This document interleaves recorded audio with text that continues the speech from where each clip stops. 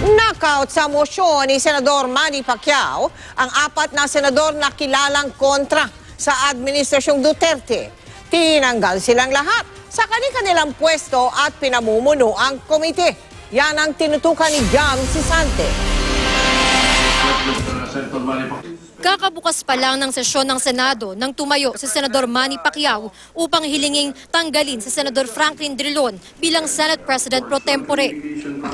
I move that the position of the Senate President pro tempore be declared vacant. Ang ipinalit sa kanya, sinuoy Minority Leader Ralph Recto. Miyembro si Drilon ng Liberal Party na kritikal sa mga kaso ng pagpatay sa Administrasyong Duterte. Matapos ihalal si Recto, nagmosyon na si Pacquiao upang isa-isang tanggalan ng committee chairmanship ay iba pang miyembro at kaalyado ng LP. Si LP President Senador Kiko Pangilinan tinanggal bilang Agriculture Chair at pinalitan ni Senador Cynthia Villar. Si Senador Risa Hontiveros inalis bilang Health Committee Chair at pinalitan ni Senador J.V. Ejercito. Si Senador Bam Aquino tinanggal bilang Education Committee Chair at pinalitan ni Senador Cheese Escudero.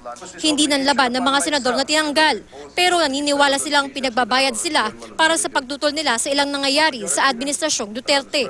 If this is the price to pay to show up on the streets of EDSA, talking about democracy, talking about the issues of violence in our streets, if this is the price to pay, Mr. President, I gladly pay that price. Si Pangilinan hindi na raw nagulat sa nangyari matapos ipaaresto ang kapartido nilang si Senador Laila de Lima noong Biyernes. Posibleng konektado rin daw ito sa pagtulak ng LP Bloc sa Senado na pagsiritain si retired SPO3 Arturo Las Cañas na nagsabing bahagi siya ng Davao Death Squad na binayaran ni Noy Mayor Duterte upang pumatay ng mga tao. Ang concern lang natin talaga, yung independence ng Senate ba ay nakokompromiso na? Ang Senado ba ay patungo na dun sa magbubulag-bulagan, magbibingi-bingihan?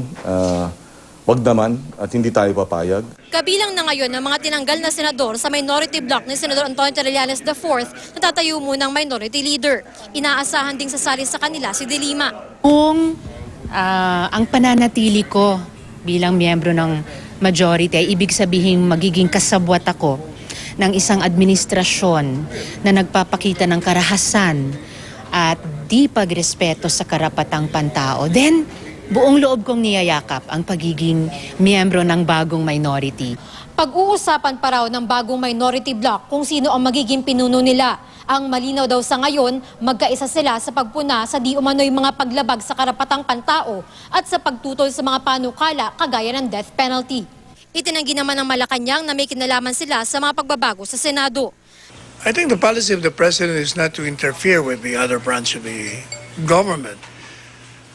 If I hear right, those who replace the current LP senators are belonging to the same party. So, malayo yata yung alam mo, pakulo ng Malacanang. Jam Sisante, Nakatutok, 24 Oras.